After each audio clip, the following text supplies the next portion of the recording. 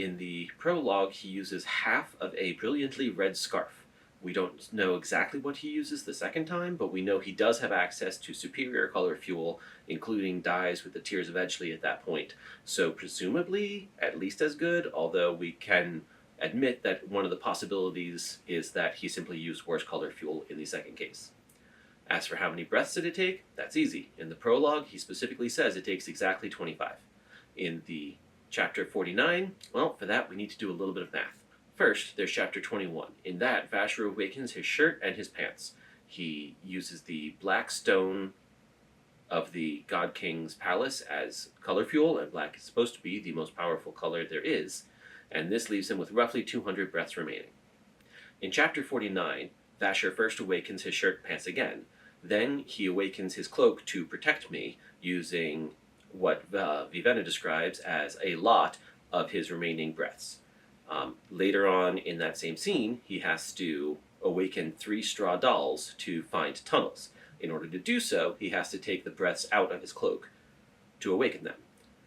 Now, how many breaths does that take? We know that it took 25 breaths to awaken a similar straw doll with a command of similar abstract level in the prologue. And so, presumably, it took something in the area of 75, which means it had to have taken at least more than 125 breaths to awaken his cloak to protect me earlier that day. So that means in the prologue, it took 25 breaths. In chapter 49, it took 125 breaths, 5 times that much. So what's the explanation there? One option is that the body focus really does mean that much. He added hair to his cloak in the first scene, and he didn't in the next one. So perhaps it's possible that adding body focus either improves efficiency by a factor of 5 or reduces the whole number of breaths you need by something like 150. I do have another theory, although it's just speculation. I call it my out-of-breath theory. My thought is, if you try to give a command, especially an abstract one like protect me, and you don't have enough breaths to actually fulfill it, I wonder if it takes the breaths anyway and just acts like a computer with little RAM left in it.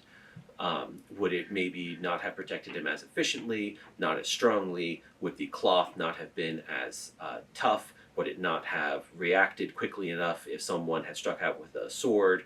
We don't actually see the cloak protect him in the prologue, so for all we know, the answer could just be that it just wouldn't have done as good a job. That's just my theory. I have no real evidence for it, but that's what you're here for.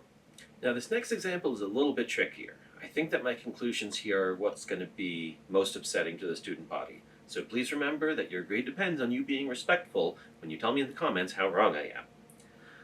Cloak, pants, shirt. Protect, strengthen, grip. What's important to know in this scene is that Vasher has more breath than the Vivenna does, and Vivenna probably has something around 600. That part is tricky anyway. How many breaths does Vivenna even have? Vivenna is at the 3rd heightening before she even gets back the breath that she used to untie the rope, and Vasher has more than her. Yet in chapter 21, it says he doesn't have enough for perfect life sense. But Vivenna, who should have far more than enough breaths to enumerate his power exactly, thinks that his aura suggests the 5th heightening. Yet Vivenna had enough to awaken the cloak, leggings, and shirt without running out. When Vasher does the same, he's stated to have just over 200 remaining. So he can't have more than 900 breaths, unless Vivenna has way more breaths than the book seems to suggest, and almost all of her breaths came from Lemix, who gave a number of around 500. Anyway, back to the example.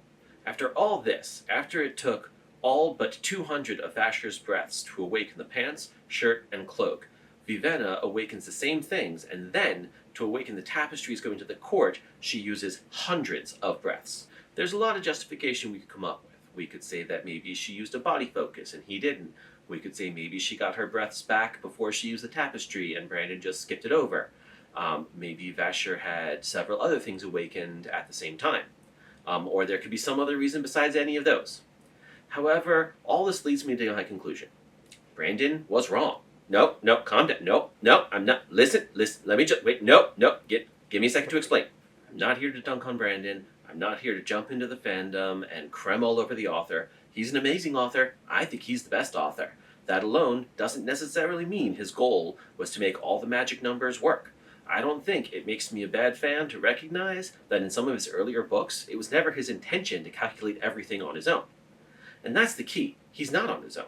Now, for his more recent works, he's got his whole team at Dragonsteel. You might know of Peter, Karen, Isaac, Kara, and of course his COO and wife, Emily. Brandon is an amazing author, but his books are amazing as they are because they're made by an amazing team. Warbreaker was one of Brandon's first novels. If it was made today, maybe Karen would have gone over continuity to point out that there were some discrepancies.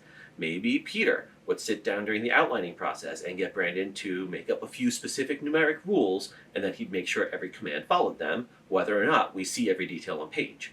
Maybe Emily would warn him, "Hey, Brando Bear," which is what I assume she calls him, "your fans are insane, and they're going to be reviewing all of this and doing a lot of crazy math."